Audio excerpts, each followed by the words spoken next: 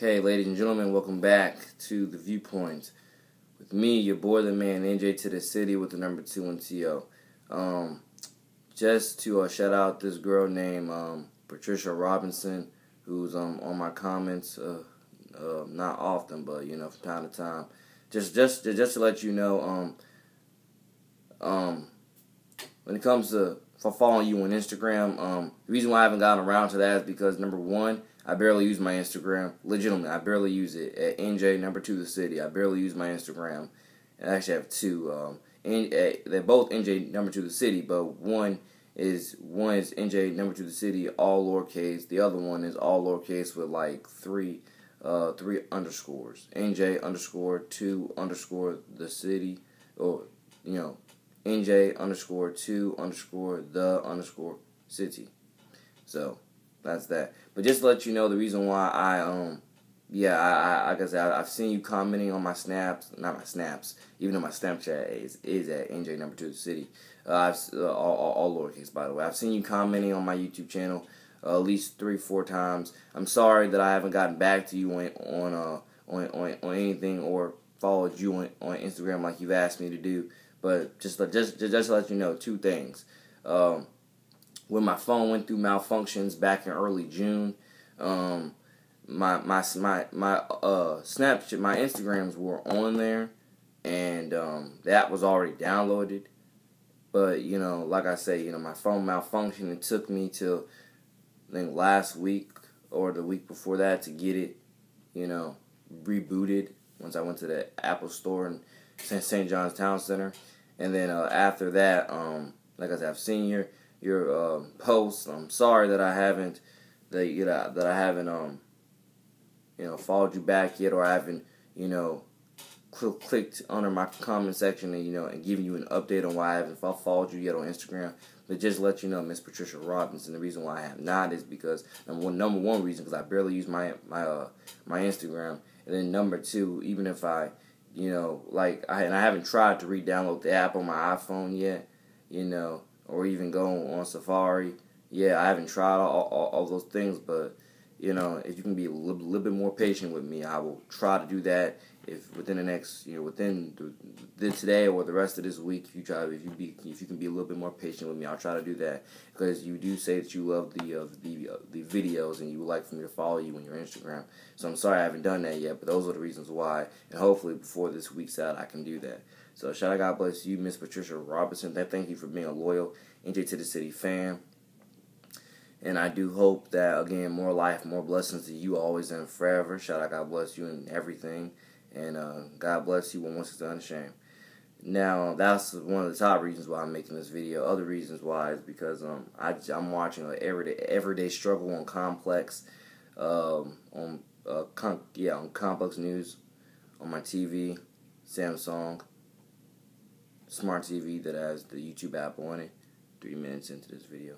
And the thing is, signing female artists, because supposedly Rick Ross went up to the rapper Rick Ross went up to the Breakfast Club and talked about signing female artists. Sorry for my stuttering, but signing female artists, and he says one of the reasons why he wouldn't do it, because he knows himself, too well, and or at least that's what I heard from that clip of on Complex. My take on signing female artists, again, I already have at least 2 signed to me already, even though we haven't collaborated much, but we're all young here, so by God's grace, we got plenty of years down the line to collaborate. Not to say I'm not trying to collaborate with them now, even though I have ideas about it, but I'm not fully reaching out to them saying, hey, I want you on this, I want you on that, but I do have 2 signed to me right now. I should have more, but I do have 2 signed to me right now. And when it comes to signing female artists, some of these female artists are more talented than the male artists. They're more talented, they're more profitable, they're more, they can reach a broader spectrum, broader fan base than some of the male artists. You just have to be willing to take the chances, find the right talent, and then know your boundaries and know your limits. But in the rap game, where you got a lot of garbage being promoted all the time, you have the degrading of women being promoted, you have drug use being promoted, you have sex being promoted like crazy. Like, all these things have been promoted like crazy for more than just, like, this year. That's been promoted for, like, probably, decades, pretty much. But it's definitely just ran more rapid within the last 10 years. Or should I say within the last decade or two, it's definitely became more rampant. But I can tell you this most definitely. You have to know your boundaries and know your limits when it comes to signing anybody, whether it's male or female. But definitely when it comes to signing a female artist, when it comes to what he said, like, oh, I know myself too well. I can tell you this, like, I'm just saying, I ain't got no problem signing female artists. Love signing female artists, love signing male artists, love signing artists, period. No matter which gender you are, I love signing new artists, period. And I love collecting them, onto my roster so we can all collectively collaborate in organic and innovative ways to continuously make good music, good moves towards our careers, and helping not only ourselves, but everybody, not just our families, like not just our birth families, but helping everybody we possibly can across the spectrum, whether it's, our counties, our states, just helping everybody in other states, other countries, just simple as that. But again, signing female artists, again, I definitely encourage it, but again, know your boundaries, know your limits. Some people don't. That's one reason why they will be afraid of signing female artists, or just men will. That's why some men would be afraid of signing female artists, because they don't know their boundaries, they don't know their limits, or better yet, they know themselves, and they know that if they did sign one, they'd be too tempted to have sex with them, or too tempted to, do God knows what. And I'm just saying, you can definitely sign female artists, but you just have to know your boundaries, know your limits, just like with a male artist, But at the same time, period. Know your boundaries, know your limits, seek out good talent, grow that talent, and continuously do what you can to, create a better tomorrow with that talent. And definitely, because we are living in a culture where, if you listen to the majority of rap artists, sex is being promoted like crazy. And I'm going to go and get into that topic right quick when it comes to, me and my artistry, and if I would ever make some sexual love songs. I can, but I just haven't yet, because I care too much about my image and my brand. And my image and my brand is like, for example, I wouldn't quantify myself as a gospel rapper or even a Christian rapper. I am a Christian, but I wouldn't, Baptist Christian, by the way, but I wouldn't quantify myself as a gospel rapper, though. When I first started back in 2013, fully rapping like I do now, even though I've gotten way, way better over the years, if you ask me, the thing I described it as, I never described myself as a Christian rapper. I just described myself as a rapper who just talked about God a lot in his music, which I do that a lot. If you listen to my new album, you'll hear that a lot. I'm talking about God all the time, pretty much, as well as I'm talking about my younglings and supporting them. Talking about other friends and supporting them. Talking about the next generation. Talking about a lot of real stuff. Promoting the county, promoting my school, promoting my state, so on and so forth. But I could make some good sexual love songs if I wanted to. Just to let y'all know, I could totally do that. And the thing is, like, if I did make some sexual love songs, I really don't know how that would. I don't know fully how that would impact my brand and how that would impact my image fully if I started doing some of that. But I'm telling you this, that I could make some really good ones if I wanted to. But at the same time, just like with how I move on Twitter most of the time, if not all the time, and how I move on Snapchat and even Instagram from time to time whenever I use it. Again, I try to keep a clean and pure brand and a clean and pure image, because I really do. If you look at my Twitter, most of the time I'm keeping a clean and pure image, a clean and pure brand. I'm keeping a clean and pure. I move very clean and pure on social media most of the time, if not all the time. And I value that clean and pure image and that clean and pure brand. So I do not know how, if I started rapping sexually, I do not know how that would affect it. Part of me feels like I probably skyrocket up there, because if you know certain people, that's all they want to hear. But I think that some people would be disgusted with me if I did start rapping sexually. I could, but I think some people would be disgusted with me, and I care about what my fans think. And, before I start doing certain things, like if I did start doing that, I care about what my fans think. I'm going to ask my fans permission. And you'd be like, why would you ask your fans permission to do that? Because again, you as your fans are the ones putting money in your pocket to begin with to rap, aren't they? They're the ones putting money in your in your pocket to begin with to rap, aren't they? And then not only that, but it's the fact being, if you rap like I have when it came to, if you listen to my past album, Power of Influence, and even other past albums, you got to, again, I care too much about my brand and my clean and pure brand and image. I care too much about that just to go ahead and compromise it for a negatively secular audience. It'd be different if I could rap both ways, and it'd be different if I could rap both ways and nobody really cares.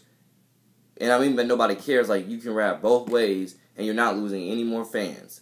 Like, you're not losing fans, but you are, but you're not losing fans. You're continuously gaining fans, so forth and so forth. Like, it'd be different, But I care about my image and too much, and trust me, last thing I want to do is have one of my young fans, which again, one of the top reasons why I do the music that I do is for the young people. Last thing I want to do is make some sexual love songs just for one of my young fans to hear it, and next thing I know, it's all downhill from there. Because I care about the young kids, and I know a lot of young kids already do listen to a lot of secular artists, who do rap like that. But again, I think some of them would expect better from me knowing my past material. They would never expect me to rap certain ways, So I care about my brand and my image. Again, I could rap whatever way I wanted to, with or without the fans' approval. But again, I care about my brand and my image, and I want to continuously, keep moving in a clean and pure way on the internet and on and in my music, And it's not that I couldn't make at least one or two sexual love songs. I could. It just depends on how my fans gonna react to it. How are the parents? Most importantly, how are the parents gonna react to it? That's one of the top things I had to worry about, because like I say, I'm a mentor to these young kids. I'm a role model and mentor to these young kids. And I take that very seriously. If you listen to my music, you'll tell there's a reason why I made the song 2016 Role Models and Mentors. But there's also a reason why I keep making all these songs for young kids, like Next Generation, like Younglings, like Freshman Frontier, Valley Rich Kids. There's a reason why I keep making all these songs for the young kids.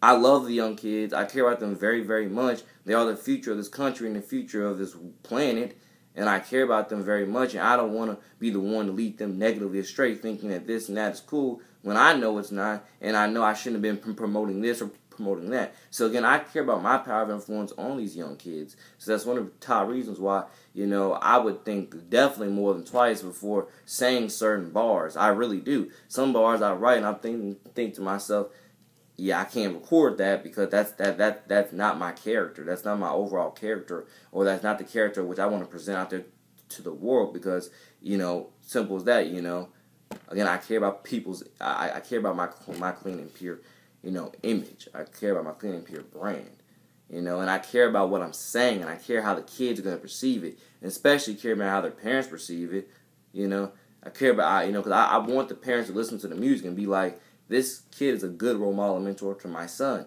or to my daughter. I want them to listen to the music and get that perception that he's a good influence. He's doing great things. Not turn on my music one day and be like, what the heck is this boy rapping about? And I mean, what the heck is and I mean, what the heck, because my lyrics are now dirty and they're now negatively sexual, or they are whatever they are, and then I had the problem. Then I probably get hit up on Twitter 10 million times, like, why'd you switch up? And I'll be like, oh, because of this, because of that, and they'll be like, no, I want you back where, back on your old stuff, I don't want you doing what all the other mainstream rappers do, so forth and so forth. You get the point. So it is almost 15 minutes into this. Again, I care about my clean and pure brand and image. I love the kids. I love people. I wish us all the best towards a better tomorrow. And I stand by that, and I would die for that. And simple as that, ladies and gentlemen. I'll get more into this in other topics, but into the Viewpoints episodes. But thank you all for listening, watching, viewing, subscribing. Take care. God bless. Once it's unashamed. Your boy, the man, into the city.